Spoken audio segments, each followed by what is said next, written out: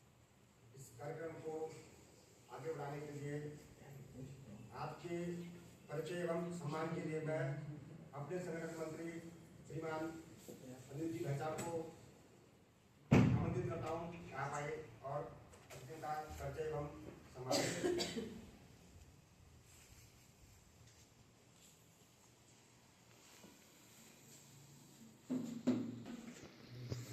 आज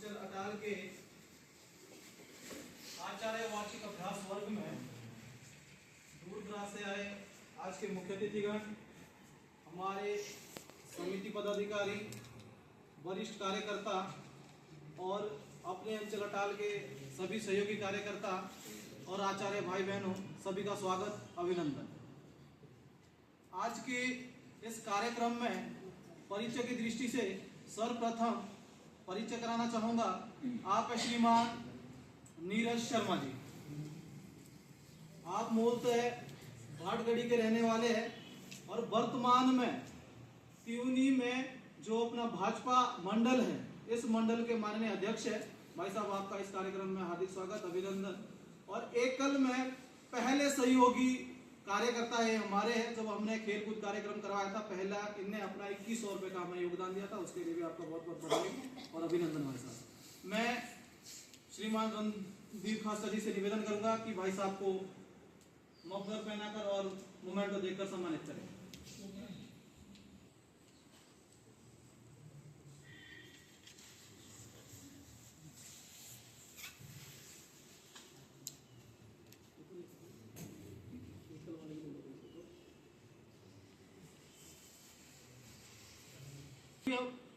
हमारे कार्यक्रम में मीडिया प्रभारी के रूप में भी रहते हैं, ऐसे में आप श्रीमान नीलकांत जगनान जी। भाई साहब, आपका भी इस कार्यक्रम में बहुत बहुत स्वागत, अभिनंदन। आप जो अपना बाबर टीवी है उस चैनल के संपादक भी है, हम सभी लोग उसको देखते भी है। बाबर टीवी बहुत अच्छे टूर्नामेंट, बहुत अच्छी हमारी लोकल न्यूज़ दिखाता है। आपका पुनः भाई साहब एक बार इस वर्ग में, इस कार्यक्रम में स्वागत, अभिनंदन। मैं भाई FC शर्मा जी से निवेदन करूंगा कि भाई साहब को मोमेंटो देकर सम्मानित करें। रणदीप खास्ता जी, आप मूलतः सिरमौर के रोहनाट क्षेत्र के रहने वाले हैं। पूर्व में विभिन्न दायित्वों का निर्वहन करते हुए वर्तमान में जो अपना भाग सिरमौर है, उस भाग के माननीय गतिविधि प्रमुख है। भाई साहब, आपका भी इस वर्ग में हार्दिक स्वागत, अभिनंदन है। मैं श्रीमान भानु प्रताप जी से निवेदन करूंगा कि भाई साहब को वर्तमान में अंचल अटाल के अभियान समिति के माननीय अध्यक्ष है, ऐसे दायित्वों का निर्वहन कर रहे हैं। भाई साहब, आपका भी इस बैठक, इस वर्ग में हार्दिक स्वागत, अभिनंदन। साथ में अपने सहयोगी कार्यकर्ता का परिचय इस प्रकार है। आप है बहन पिंकी शर्मा जी। आप मूलतः विभिन्न दायित्वों का निर्वहन किया है। वर्तमान में अंचल प्राथमिक शिक्षा प्रशिक्षण प्रमुख, ऐसे दायित्वों का निर्वहन कर रहे हैं। साथ में भाई कमल जी, आप मूलतः पवान के रहने वाले हैं। पूर्व में अंचल गतिविधि प्रमुख अंचल चौपाल और वर्तमान में संच प्रमुख, संच प्रशिक्षक, संच अटाल, ऐसे दायित्वों का निर्वहन कर रहे हैं। साथ में बैठे भाई ध्यान आर्यन जी। आप मूलतः छजाड़ गांव के रहने वाले हैं। पूर्व में अपने आचार्य के रूप में और वर्तमान में संच प्रशिक्षक, संच त्यूनी, ऐसे दायित्वों का निर्वहन कर रहे हैं। साथ में भाई जो मंच का संचालन भी कर रहे हैं, जगवीर जियाड़ा जी। आप मूलतः पुरोलाई क्षेत्र के रहने वाले हैं, गुंदियाड़ गांव के रहने वाले हैं। पूर्व में समाज सेवी और शिशु विद्या मंदिर में कार्यरत आचार्य के रूप में रहे और वर्तमान में संच प्रशिक्षक, संच पुरोला, ऐसे दायित्वों का निर्वहन कर रहे हैं। स्वयं का परिचय, जय श्री राम, अनिल, अंचल अभियान प्रमुख, अंचल अटाल। अब मैं भाई जगवीर जी से निवेदन करता हूं कि आगे का मंच संचालन तत्वदान करें। बहन संदेश सिन्हा जी को बुलाना चाहता हूँ, आए और भारत माता की जय। हम एकल के वीर सिपाही, हमको बढ़ना आता है। हम एकल के वीर सिपाही, हमको बढ़ना आता है। तूफानों से टकराना भी एकल हमें सिखाता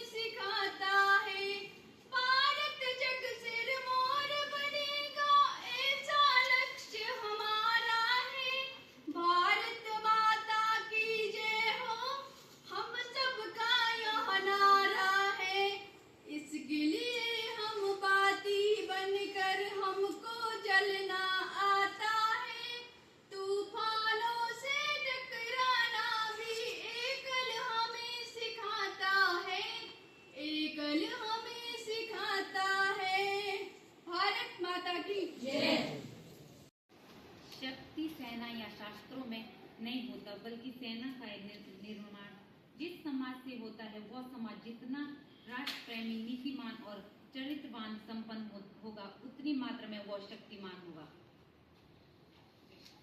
माता की जय। भारत माता की जय। भारत माता की जय। रत्नाकरादोत्पदां हिमालय किरीटिनीं ब्रह्मराज ऋषि रत्नाड्यां वंदे भारत मातरम, वंदे भारत मातरम। विद्या की दायिनी माँ सरस्वती और माँ भारती के चरणों में वंदन। और आज संभाग दक्षिण हिमाचल भाग सिरमौर अंचल अटाल स्थान त्यूणी में आयोजित आचार्य 5 दिवसीय वर्ग में आप सभी आचार्यों का हार्दिक अभिनंदन और स्वागत है। और विशेष तौर पर जिनके माध्यम से आज इस वर्ग का शुभारंभ हो रहा है, ऐसे हम सभी के मंदिर, आप सभी के सुपरिचित भाजपा मंडल त्यूनी के माननीय अध्यक्ष जी, इनके साथ आए हुए विशिष्ट अतिथि के रूप में जो कहीं ना कहीं मीडिया के माध्यम से भी अपनी सेवाएं देते हैं, और स्थानीय इस अंचल अटाल के मार्गदर्शक अभिभावक के रूप में जो अपनी सेवाएं देते हैं, ऐसे माननीय अंचल के अध्यक्ष जी, और इस अटाल अंचल का 270 गांव का कार्य देखने वाले ऐसे अंचल अटाल के अभियान प्रमुख संगठन मंत्री भी जिन्हें हम कहते हैं भाई श्रीमान अनिल जी, इनके साथ सहयोगी के रूप में बहन श्रीमती पिंकी जी, अंचल अटाल के प्राथमिक शिक्षा प्रशिक्षण प्रमुख भी है। और ये पूरा वर्ग इनके ही नेतृत्व में, इनके ही इसमें पूरे वर्ग का प्रशिक्षण भी रहेगा। और इनके साथ सहयोगी के रूप में संचों के उपस्थित संच प्रशिक्षक और आप सभी आचार्य। वैसे वर्ग करना कहीं ना कहीं हम सभी कार्यकर्ताओं के लिए, आचार्य के लिए बड़ा जरूरी भी होता है, क्योंकि इस वर्ग के माध्यम से हम कुछ अपना पाठ्यक्रम भूलते हैं और वर्गों के माध्यम से याद आ जाता है, और कहीं ना कहीं जो हमें सीखने में कमी रह जाती है वो भी पूरा हो जाता है। इसलिए वर्ग का होना और वर्ग में उपस्थित होना संगठन दिशा निर्देश अनुसार सभी के लिए उचित रहता है, और इस वर्ग का सही नियोजन आप सभी के ऊपर ही निर्भर करेगा। वर्ग का संचालन आज से शुरू हुआ और 5 दिवसीय ये वर्ग रहेगा। वैसे कहते हैं कि 5 दिवसीय 10 दिवसीय वर्ग ऐसी तप साधना तपस्या है, जो जैसे भागवत हम 5 दिन का 7 दिन का करते हैं, ऐसी साधना तपस्या हम आप सभी इस वर्ग में करेंगे। और इस वर्ग के माध्यम से शारीरिक, मानसिक, बौद्धिक विकास के माध्यम से जो आपको सिखाया जाएगा वो सभी आप करेंगे, ऐसी आप सभी से अपेक्षा है। और जहां तक वर्ग करना और वर्ग किस लिए करना और एकल अभियान विद्यालय का क्यों समाज में चलाना, और समाज की कुछ ऐसी कुरीतियां जो कहीं ना कहीं समाज को तोड़ने का काम, समाज को अन्य जातियों में, क्षेत्रों में बांटने का काम, हिंदू समाज को भिन्न भिन्न तरीके से किस तरह से हिंदू समाज को तोड़ा जाए, जातियों में बांटा जाए, हिंदुओं को बिखेरा जाए, ये बड़ा सोचने का विषय है। वैसे तो कुछ कालखंड ऐसा भी था जब भारत देश कहते थे कि सोने की चिड़िया होती थी, और सच में होती थी, वो कोई झूठी बात भी नहीं। भारत सोने की चिड़िया क्यों कहा जाता था? क्योंकि भारत में दूध, दही, घी की नदियां बहाई जाती थी। भारत एक संस्कारित देश होता था। लेकिन कुछ कालखंड भारत में ऐसा भी आया, चाहे वो मुगलों के शासनकाल से लेकर है, चाहे अंग्रेजों के शासनकाल से लेकर है, जो कहीं ना कहीं भारत को तोड़ने के लिए, भारत को अन्य जातियों में बांटने के लिए कोई कसर भी नहीं रखी। इसी के संदर्भ में जब भारत अंग्रेजों का गुलाम था, वैसे तो क्रांतियां होती गई, लेकिन 1857 की एक ऐसी क्रांति हुई थी जो बहुत बड़ी क्रांति थी। और उस 1857 की क्रांति से कुछ क्रांतिकारी वीर वीरांगनाएं निकली, जिन्हें लगा कि कब तक हम ऐसे ही किसी के गुलाम रहेंगे, क्यों ना हम अपने देश को आजाद करवाने के लिए कहीं ना कहीं अपना तन मन और जीवन और कईयों के परिवार भी समर्पित हो गए। ऐसा काम 1857 की क्रांति से लेकर चलता गया। क्रांति आगे आगे बढ़ती गई, क्रांतिवीर निकलते गए और 1925 में जब लगा कि भारत देश को संगठित रखना, भारत देश के हिंदू समाज का संगठन करना, क्योंकि कहीं ना कहीं हिंदुओं को जातियों में, धर्मों में, क्षेत्रों में बांटने का बहुत प्रयास किया जाता। ऐसे ही 1925 में एक राष्ट्रीय स्वयंसेवक संघ की स्थापना हुई और राष्ट्रीय स्वयंसेवक संघ की स्थापना जिन्होंने की वो भी देश के बहुत बड़े क्रांतिकारी थे और कहा जाता था कि उस टाइम एक ही पार्टी होती थी, जो कांग्रेस पार्टी होती थी, उसके भी वो कहीं ना कहीं सदस्य होते थे। लेकिन कुछ ऐसा प्रतिनिधित्व करने वाले देश के ऐसे जननायक जो थे, जिन्होंने कहीं ना कहीं देश को बांटने में, धर्मों में, जातियों में, क्षेत्रों में ऐसी बहुत सारी घटनाएं घटित हुई और उन्हें लगा कि इस तरह से भी बात बनने नहीं है। 1925 में उन्हें लगा कि एक समाज में ऐसा संगठन तैयार करूंगा जो कहीं ना कहीं हिंदू समाज को संगठित रखने का काम करेगा, अपने सनातन धर्म को बचाने का काम करेगा, अपने सनातन संस्कृति को हमारे धर्म में लाने का काम करेगा। इसलिए 1925 में उन्होंने नागपुर से राष्ट्रीय स्वयंसेवक की स्थापना की। ऐसे परम पूज्य डॉक्टर केशव बलिराव हेडगेवार जी, जिन्होंने कहते हैं कि नागपुर के से जब वो राष्ट्रीय स्वयंसेवक की स्थापना की तो मात्र 16 स्वयंसेवक थे और 16 स्वयंसेवक से उन्होंने राष्ट्रीय स्वयंसेवक की स्थापना की। धीरे धीरे उनका काम बढ़ता गया, देश के सभी प्रांतों में काम पहुंचता गया और देश के जब पूरे प्रांतों में काम पहुंचा तो उनका देहांत हो गया। देहांत होने के बावजूद दूसरे परम पूज्य गुरु गोलकर जी आए और हिमाचल प्रांत में पूरा काम जब पहुंच गया था, उसके बाद उन्होंने उस कार्य को आगे बढ़ाया। पूरे प्रांत में राष्ट्रीय स्वयंसेवक के प्रचारक निकले थे, प्रचारक के माध्यम से काम आगे और बढ़ा। लेकिन जब जहां जहां प्रांतों से आगे खंड विभाग, जिले लेवल तक काम पहुंचाना था तो उन्होंने काम पहुंचाने में कोई कमी नहीं रखी। बहुत धीरे धीरे आगे काम बढ़ता गया, काम आगे आगे और ज्यादा होता गया। ऐसे करते करते 1947 में देश आजाद हुआ और देश को आजाद करवाने में चाहे वो स्वयंसेवक थे, चाहे क्रांतिकारी थे, वीर वीरांगनाएं थी या ऐसे बहुत सारे क्रांतिकारी थे तो देश को आजाद करने में जिन्होंने देश को आजाद करवाया। अब 1947 में देश आजाद होता, इसकी क्या गारंटी है कि दोबारा हमारा देश गुलाम ना हो? और दोबारा हमारा देश गुलाम ना हो ऐसा हम क्या कर सकते हैं? अपने धर्म को तो बचाना ही है, अपने समाज को संगठित रखना ही है, लेकिन उसको करने के लिए समाज में किस तरह का काम आगे बढ़ाना है। इसी तरह से 1949 में उन्हें लगा कि समाज को संगठित रखने के लिए, समाज में आगे देश भावना, देशभक्ति भावना जगाने भरने के लिए 1949 में युवाओं का एक संगठन करना है। आपने सुना होगा अखिल भारतीय विद्यार्थी परिषद, एबीपी की जो स्थापना हुई थी 1949 में। ऐसे एबीपी की स्थापना करने के लिए कि कैसे हम देश के युवाओं को संगठित रख सके। धीरे धीरे आगे काम बढ़ता गया। विश्व हिंदू परिषद की स्थापना हुई। विश्व हिंदू परिषद के बाद राष्ट्रीय स्वयं सेविका की स्थापना हुई और जब देश का प्रतिनिधित्व करना था कि देश के प्रतिनिधित्व करने के लिए कोई ना कोई अपना भी विचारधारा की कोई पार्टी बने, कोई संघ बने, ऐसे उन्होंने काम जब आगे आगे बढ़ाया तो जनसंघ की भी स्थापना हुई और इसी तरह से आगे आगे संगठन बढ़ते गए, संगठन आते गए। ऐसे ही स्वामी विवेकानंद जी का एक सपना होता था। उस टाइम आदिवासी वनवासी इलाका होता था, शिक्षा के क्षेत्र में शिक्षाओं की भी कमी होती थी और स्वामी विवेकानंद जी सोचते थे कि अगर शिक्षा की कमी को दूर करना है, शिक्षा को घर गांव तक पहुंचाना है, ऐसा क्या हम काम कर सकते हैं कि हमारा गांव का बच्चा अगर विद्यालय तक नहीं पहुंच सकता है तो कैसे विद्यालय को बच्चे तक पहुंचाया जा सके।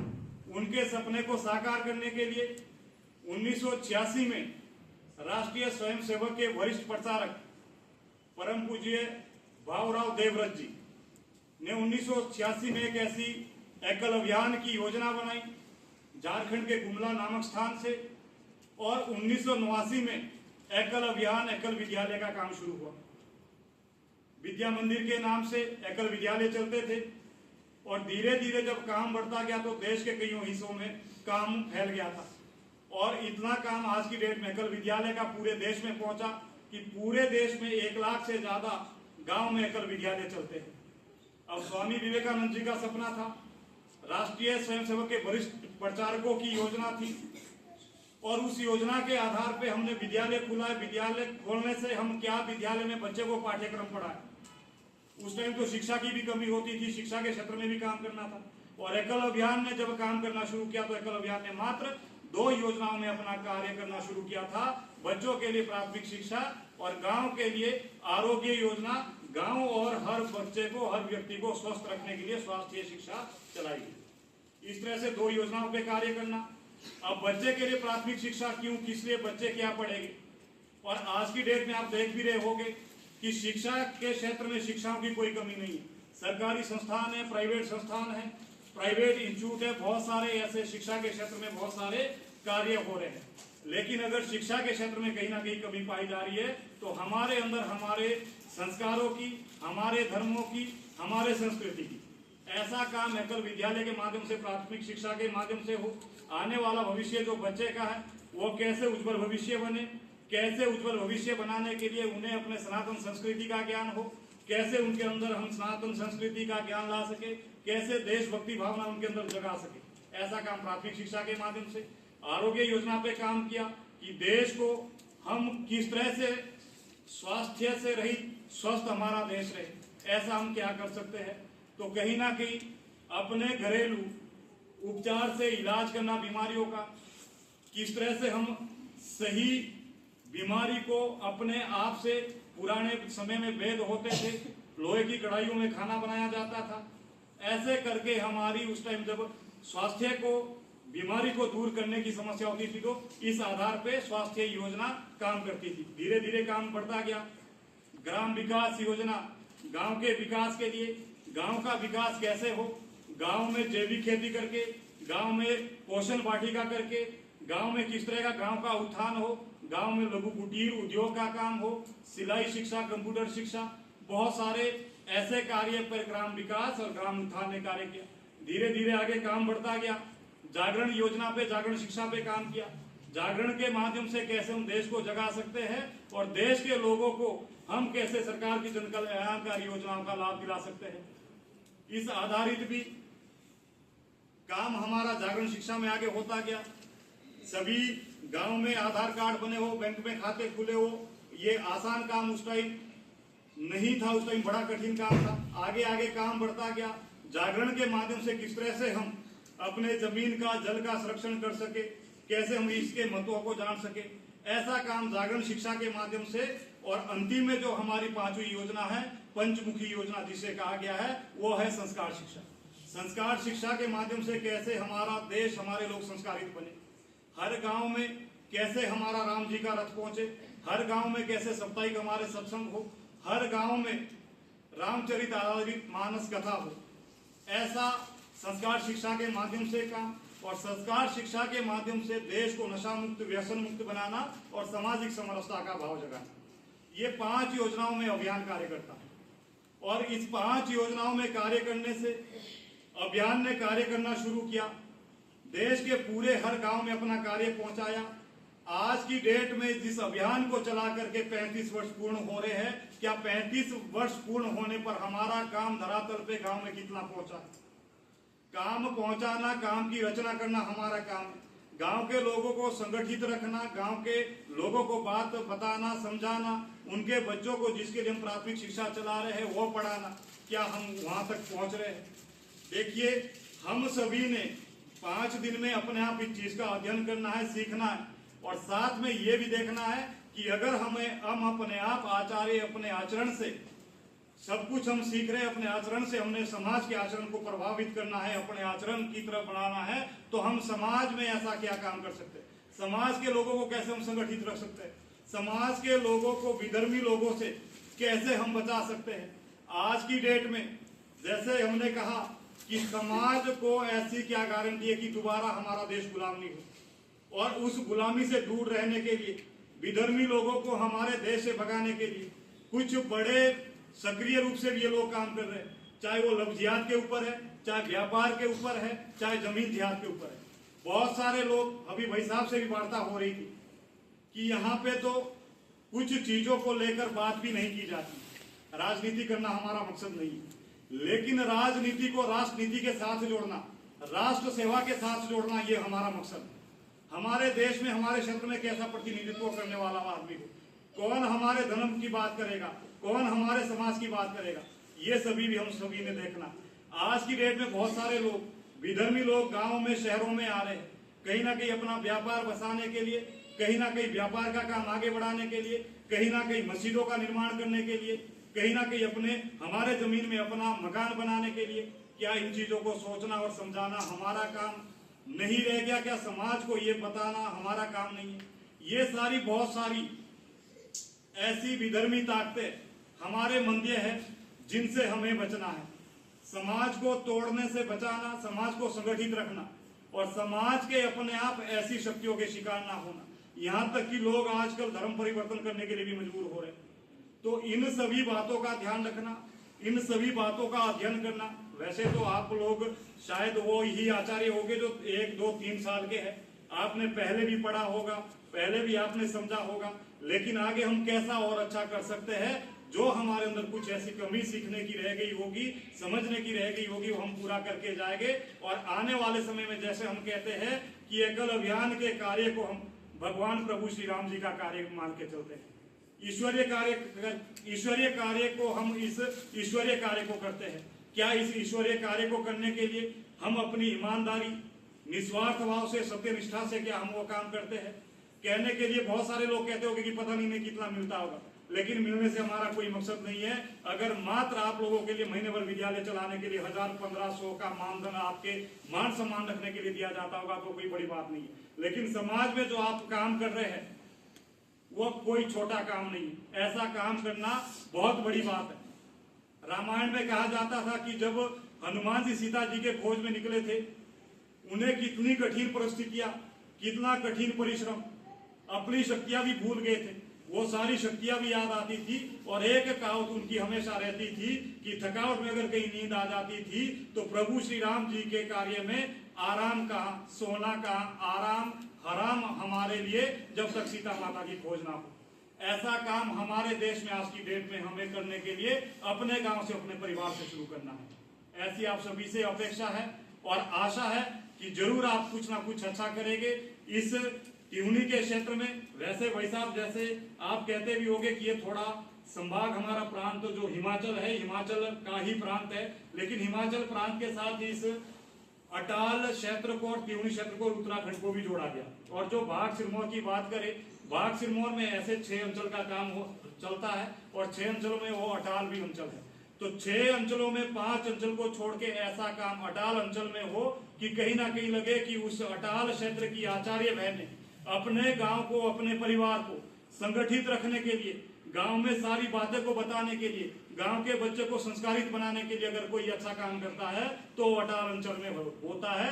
ऐसा आप सभी काम करके जाएंगे, ऐसी आपसे अपेक्षा है। तो ज्यादा कहना तो सत्रों के माध्यम से होता रहेगा, हमने अभी मोदी जी के विचारों को भी सुनना है। तो आप सभी वर्ग को अच्छे से सफल भी बनाएंगे, अनुशासित होकर के भी, समय और नियम आज्ञा के पालन के साथ, तभी हमारी ये 5 दिन की तप तपस्या साधना सफल होगी। ऐसी आप सभी से अपेक्षा है। अभी के लिए इतना ही। सभी को जय श्री राम। माँ सरस्वती, माँ भारती के चरणों में नमन करते हुए मंच पर उपस्थित हमारे आज के मुख्य अतिथिगण, विशिष्ट अतिथि, समिति पदाधिकारीगण और हमारे वरिष्ठ कार्यकर्ता, मेरे सहयोगी कार्यकर्ता और समस्त आचार्य भाई बहनों को मेरा सादर प्रणाम। आप सभी का मैं इस आचार्य वार्षिक अभ्यास वर्ग के उद्घाटन समारोह में हार्दिक स्वागत और अभिनंदन करते हैं।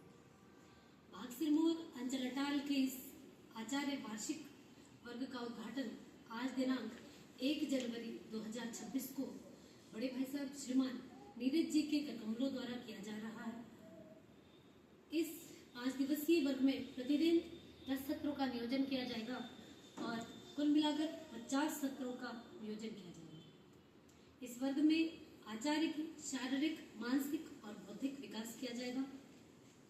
शिक्षण की दृष्टि से भाग टोली से भी कुछ कार्यकर्ता रहेंगे, अंचल टोली और संच शिक्षक पूरे समय इस वर्ग में उपस्थित रहेंगे। इस वर्ग की अपेक्षित संख्या 55 है और 51 संख्या हमारे मध्य अभी उपस्थित है। 5 जनवरी 2026 को इस वर्ग का विधिवत रूप से समापन किया जाएगा। ऐसी इस वर्ग की रूपरेखा है। सभी को स्वागत। विद्या के इस खूबसूरत प्रांगण में, क्योंकि यहाँ पे उपस्थित जितनी भी मातृशक्ति जो कि ज्ञान का भंडार, क्योंकि मातृशक्ति एक ऐसी शक्ति है जो कि अगर कोई निर्णय लेती है तो निश्चित ही उसमें सफलता पाती है। मेरा आप सबको नमस्कार। मैं नीरज शर्मा, मंडल अध्यक्ष त्यूनी। हमारे मध्य अनिल जी भाई साहब जो कि अभियान के एकल अभियान के प्रमुख हैं। आप निरंतर हमारे संपर्क में रहते हैं। भाई साहब आपका भी हमारे इस मंडल में या आपके कार्यक्रम नहीं है, हमारा कार्यक्रम है, आपका स्वागत। हमारे मध्य श्रीमती पिंकी जी जो कि प्राथमिक शिक्षा की प्रमुख है। आप बहुत खूबसूरत बोलती है मैडम, आपका भी स्वागत। हमारे मध्य फकीर चंद शर्मा जी जो कि प्राथमिक के ही प्रमुख है। भाई साहब आपका भी स्वागत। हमारे मध्य हमारे एकल के ध्यानु जी, आपका भी स्वागत। रणदीप जी जिनके की विचारों को सुनकर इन्होंने पूरा इतिहास हमको याद दिला दिया, इसके लिए भाई साहब हम आपके आभारी। क्योंकि आप सब लोगों के मध्य आज मेरा सौभाग्य है कि ऐसे ज्ञानी लोगों के मध्य मेरा आना हुआ, इसके लिए मैं आप सबका सदैव आभारी रहूंगा। मेरा आप सबसे एक छोटा सा निवेदन है कि इतनी मातृशक्ति इस क्षेत्र में या इस त्यूनी में आज उपस्थित है, तो आप जो कर रहे हैं, आप एक धर्म का या शिक्षा का या इस हिंदू समाज को जगाने का काम कर रहे हैं। मेरा निरंतर, वैसे मैं ज्यादा ना बोलता हूँ, लेकिन मेरा निरंतर जिस भी तरह का सहयोग आपके मध्य इन 5 दिनों में रहेगा, इस वर्ग में रहेगा। अनिल जी आप बेहिचक बोलें, क्योंकि हम आप ही के मध्य के छोटे से कार्यकर्ता है, लेकिन आप सबके लिए तन मन धन से 24 घंटे उपस्थित रहेंगे। ऐसे ही मेरी आप सबसे निवेदन है अनिल जी आप बेहिचक मुझे बोलें। और मेरा पूरी मातृशक्ति से आप जहाँ जहाँ जिस गाँव में भी पढ़ाती है, तो मेरा आपसे निवेदन रहेगा कि आप हिंदू समाज को जगाने का काम वहाँ पे करें और आप अच्छा काम कर रहे हैं। निरंतर मैं देखता हूँ रोज हमारे यहाँ पे भी हमारी चाची लगते हैं, लेकिन ये भी अच्छा काम कर रहे हैं वहाँ पे, क्योंकि अभी शुरू हुआ है हमारे यहाँ, तो काफी बच्चे निरंतर आते हैं, पढ़ते हैं और बड़ी एजुकेशन दे रहे हैं। तो मेरा आप सबसे निवेदन रहेगा, जितने भी यहाँ पे, मैं सभी महिलाओं, काफी महिलाओं को मैं पहचानता हूँ, शायद मेरे को पहचानते हुए, लेकिन मेरा निवेदन रहेगा जिस भी तरीके की आपको इन भविष्य भी हमारी आवश्यकता रहेगी। आज तो चलो 5 वर्ग का कार्यक्रम है, 5 दिनों का कार्यक्रम, बीच में तो हम रहेंगे उपस्थित आपके मध्य, लेकिन आगे पीछे अगर किसी भी तरह की किसी की महिला को कोई समस्या हो, खासकर मेरे त्यूनी मंडल में, क्योंकि मेरे मंडल में भी 45 गांव है, आपका पूरा शिलगांव खत है, कथ्यान क्षेत्र है, आपका बावर खत है, देवगार खत है, अटाल, पूरा ये सब मेरे एरिया में आता है। तो किसी भी तरीके की कोई समस्या किसी भी महिला को रहेगी तो आप मेरे से संपर्क कर सकते हैं, हम आपके मध्य उपस्थित रहेंगे। अब ज्यादा ना बोलते रहे, हम खुद भी कहते हैं आजकल बहुत बुरा लग रहा है, आज आंगन 9 वर्ष है, लेकिन बधाई भी है। लेकिन मैं जो भी भाई मेरे को मिल रहा है या जो भी बहन मिल रही है बोलती है भैया मुबारक हो 9 वर्ष की। मैं बोलता हूँ यार मुबारक क्यों बोले भाई, हार्दिक शुभकामनाएं बोल दो। जब आपको, हमारा तो हिंदुओं का ये 9 वर्ष नहीं है, ये तो अंग्रेजों का 9 वर्ष है, लेकिन जब आप बोल ही रहे, हमें बधाई दे ही रहे, तो हार्दिक शुभकामनाएं बोल दो भाई। आप तो अपनी डेमोग्राफी तो चेंज कर रहे हैं, लेकिन आप तो अपनी भाषा भी चेंज कर रहे हैं भाई। तो आप देखिए भाई साहब, इन जो कहते हैं ना, हम तो अपनी भाषा में जिहादी बोलते हैं हिंदू मुसलमानों को, इनका इतना प्रभाव इस क्षेत्र में पड़ चुका है। इन्होंने हमारी जमीन वो खा गए, हमारा पानी वो खा गए, हमारी बहुत सारे, मैं देखता हूँ रोज कोई ना कोई हमारी महिला, हमारी बहन रेस्क्यू कराई जा रही है। इन जिहादियों के चंगुल में इतने ज्यादा लोग फंस गए हैं, तो मैं अब वो बता नहीं सकता आपके सामने। अगर मैं स्थिति देखूं तो बहुत खराब स्थिति होने वाली है क्षेत्र में। इसलिए आप मातृशक्ति से निवेदन है कि आप जागरूक करिए, आप अपने गांव की महिलाओं को जागरूक करिए, अपने गांव को जागरूक करिए। हम सब रात दिन आपके साथ खड़े रहेंगे। ज्यादा न बोलते, आप सबका बहुत बहुत स्वागत इस क्षेत्र में। धन्यवाद। माँ भगवती को नमन करते हुए आप सभी आचार्यों को मेरा प्रणाम। आप सभी स्वस्थ रहें, मैं ऐसी कामना करता हूँ।